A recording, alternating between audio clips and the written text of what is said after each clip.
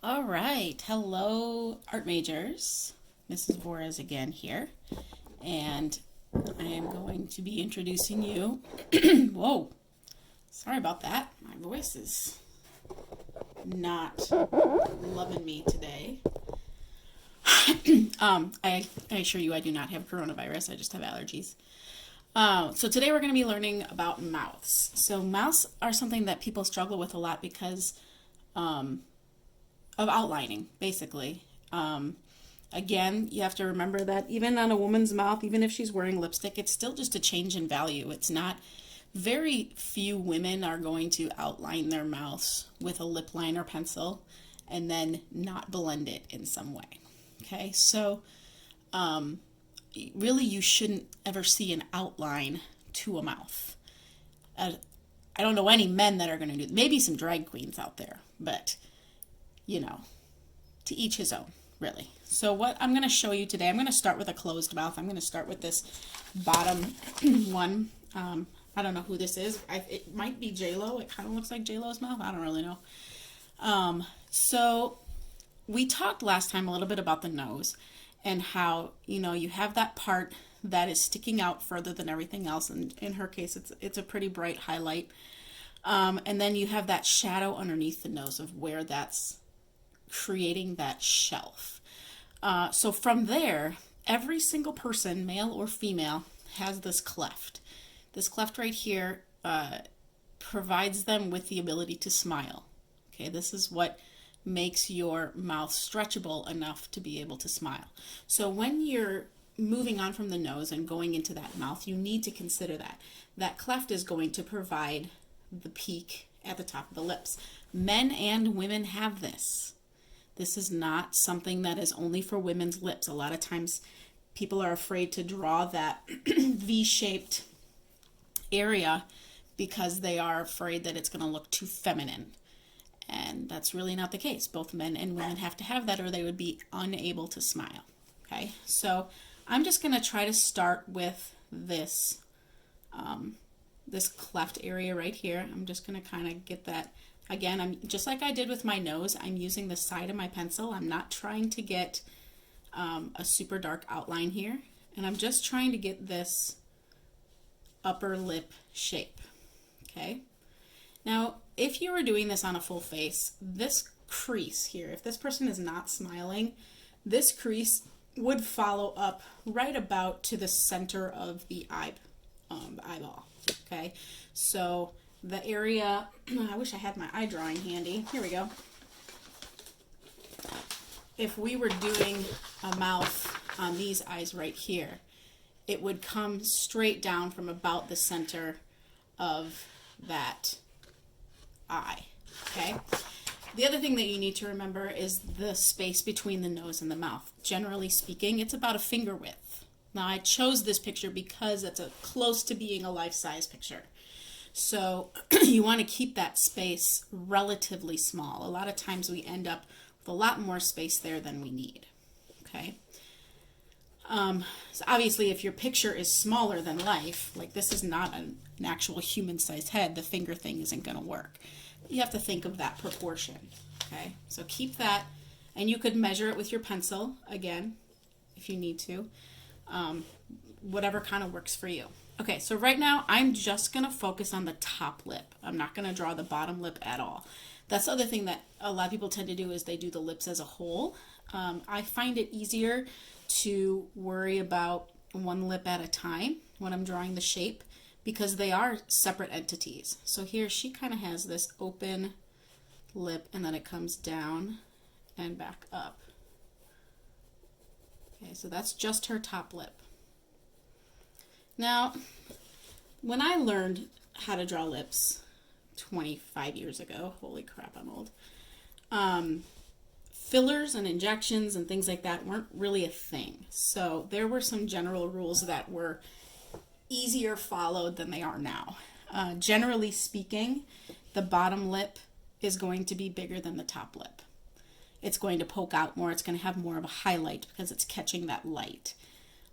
Now with fillers and all of that, a lot of times you do see these top lips being huge, sometimes even bigger than the bottom lips. So that's something to look at. Just know that naturally the bottom lip should be a little bit bigger than the top lip in most people. Okay, so when I'm doing this bottom lip here, I want to kind of bring this down, and I'm going to draw that shape like that. Okay, now again, I need to still draw, the top lip is overlapping the bottom lip a little bit. So there's that little bit of black. And when I say black, I really mean gray. So here I have this line that comes out, and the bottom lip, I don't know if you can tell, the top lip ends right here. The bottom lip actually comes out a little bit further than the top lip does. So it's more like that. Okay, and over here they're a little bit more equal, like that. Okay. All right, now shading. There's going to be a little bit of a shadow in that cleft, but the cleft doesn't go all the way to the lip. Okay, so you can see there's a little ridge of highlight here, and that's more prevalent in females than males, partially because girls are doing, you know, a lot of times when females are photographed, they are photographed with that pout. Men don't pout nearly as much as women do. So at the beginning, this is going to start to sort of look like a mustache, and it's not a mustache. It's just that shadow. But again, you kind of want that little bit of glare coming up from the top of that lip. Okay. And over on this side, she's got that same glare. But there's that clefted part that is catching the light. That is super important. Okay, so just starting off, I kind of get that three-dimensional cleft up here. Again, layering those light layers on top of each other and not pressing super hard. I'd rather layer a bunch of light layers on top of each other and work slowly than have to erase too much. Okay. All right. So rough mustachy area there. And you can wait to do that part last. It really doesn't matter. So now we want these lips to start, like say these are your lips and you have this crack here. You want this rounded part here and here. You want that to look rounded. You don't want that to look flat. So this is really the darkest part of the lips here is going to be this crack. So I'm going to start making that cracked area just a little bit darker, and I'm going to make it lighter as I come out, because again, the lightest area is the part that's closest to you. The darker areas are further away. So this is going to create sort of a rounded from that opening, from the mouth opening up to the lip. And then she does have that change in value, so I'm going to make sure that the outer part of her lips are a value change. They're not an outline, and they're going to be slightly darker than the outermost point, but not to the point of where it was in the middle of the mouth. Okay, so I do want it to be rounded. When you're thinking of a cylinder, I guess is the best way to compare this. So you have the dark area, and then it gets light. Oh, you can't see that. Dark area here. It's going to get lighter, and then it's going to get darker. And that's going to give you that illusion of that cylindrical or three-dimensional shape. Okay. Now they're still looking pretty flat. And that's okay, because we're not near done yet. You can see this is sort of, I'll kind of go back and work on that top part a little bit every now and then. Okay. So the top lip is going to be darker than the bottom lip, because if you figure most of these people are going to be lit from the top down, that bottom lip is going to catch a little bit more of that glare than the top lip is. So overall, the top lip is going to be darker than the bottom lip. Okay, so now when I'm working here with the bottom lip, I want to do that same thing, but it's on a much more dramatic scale, where I want to really keep that part right here. I want to keep that bright. So I'm going to work from that crack here, and I want to make that part bright, but I want to keep, I do want to have that value change, and I want to keep that dark over here. But notice how I'm trying to keep the center part of that lip as bright as possible. Okay?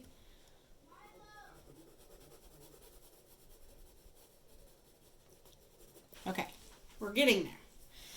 Another thing that really helps with this, and again, a lot of people really like blending tortillions. They're just not my thing. If you want to use a blending tortillion or even a tissue on the tip of your finger for that blending, go for it. That's more power to you. If that works for you, then do it.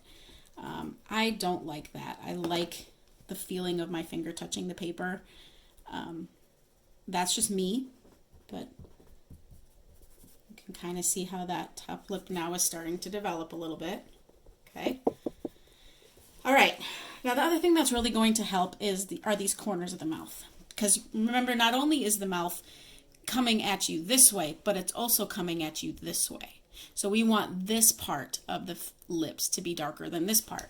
So I'm going to come back in here now, add a little bit of shadow into this back area.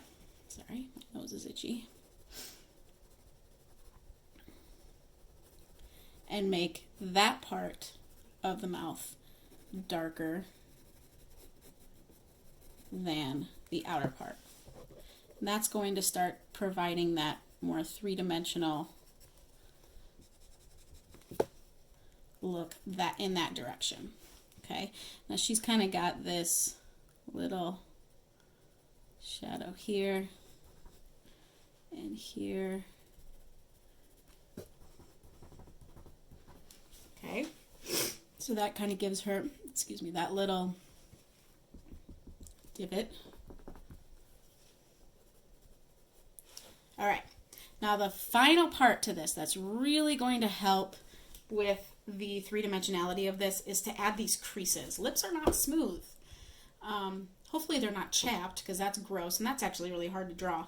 But you should see these creases because, again, those lips need to stretch in order to smile. So everybody has those. And these are done very, very similarly to how your eyelashes are drawn. They're that same stroke, that same starting hard and kind of pushing away from you. But they have that curve. Remember, it's going to be straight here and it's going to curve this way, or it's going to curve this way, depending on which way the mouth is. So here I'm going to start from the center, and I'm going to start doing some of those little curves. And a little goes a long way. So you don't need to do a ton of them, and you don't need to get them exactly where they are on the lips on your drawing or on your face. But then the rest is really just looking at those values around the mouth and trying to get some of those values put in. Again, you're going to probably see that little line of highlight around a lot of the lips, especially if you're drawing females, because that helps to accentuate that they are three-dimensional and that they are sort of pouty and what have you. Okay, so there's a closed mouth. Closed mouths are pretty easy. Where a lot of people struggle is with teeth. And part of the reason is we see teeth as being these, I'll fold this in just a little bit, we see teeth as these chiclety rectangles, and they're not rectangles, they're rounded. And so a lot of times you can do a lot in the teeth with just value.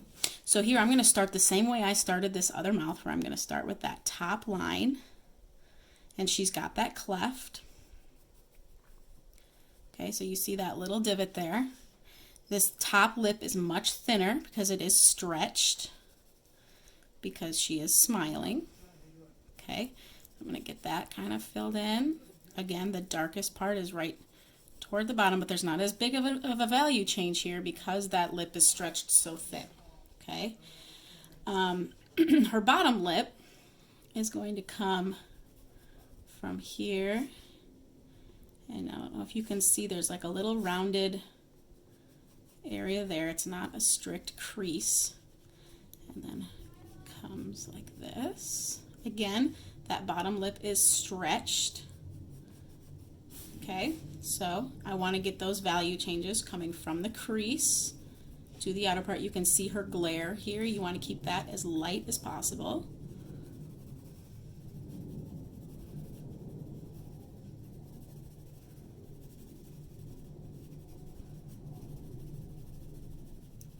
And then I want to get those values coming from the outside to the front, so that that looks three-dimensional coming that direction. I can hear my puppy whining that she wants to come in and cuddle. But it is not cuddle time right now, Dobby, sorry.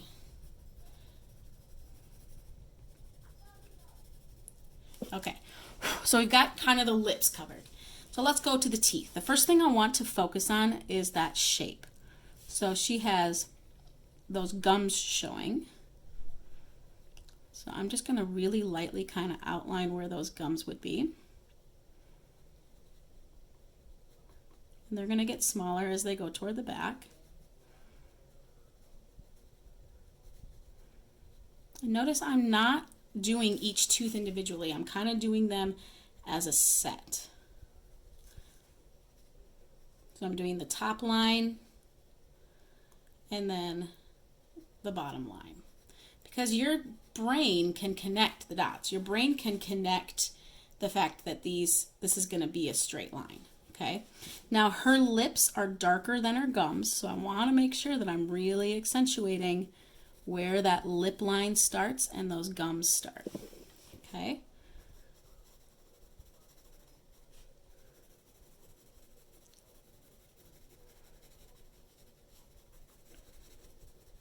So this is where I can go in and start to make some of those values a little bit darker.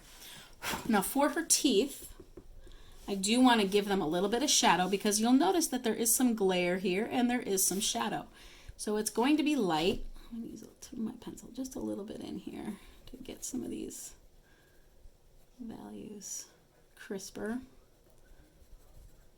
You don't really see any of her bottom teeth. That's all shadow down there.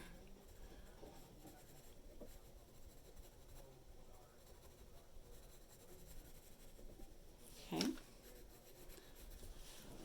So now for her shadow on her teeth, I'm just going to add little bits, and really you could almost go in there with your finger and then erase the highlights. So the highlight is in the center of each tooth. So you can see there's a little bit of shadow here around the outside of each tooth because the part of the tooth that's going to be coming at you the most is the center of that tooth.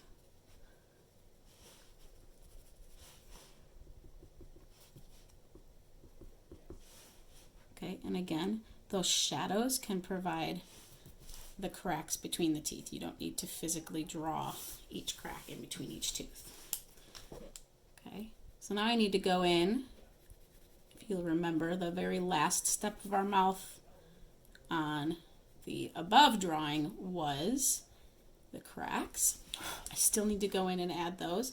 There's not going to be as many of them because, again, those lips are stretched. I definitely don't want it to come up further than the lip. But there should still be a few. You can still see a few of those lines in there. Okay, so there is an open mouth. And then you would go in and then you'd focus on, you don't see as much of that cleft because it's already stretched. But you do see some shadow here underneath the lips and around the mouth, like so. Okay. So this week, I think it's probably a good idea for you to focus on doing a couple different mouths. Try some open, try some closed, and then try to draw a face. I'll show you hair and I'll show you the other parts of the face in the next coming weeks. But this gives you enough that you could potentially start to really play with different types of faces to draw. Okay? Please make sure, as always, send me any questions you have. Send me some progress pictures. I love, love, love seeing what you guys are working on and how you're progressing. So I like seeing that. So I can't wait to hear from you, and I hope you've enjoyed this lesson.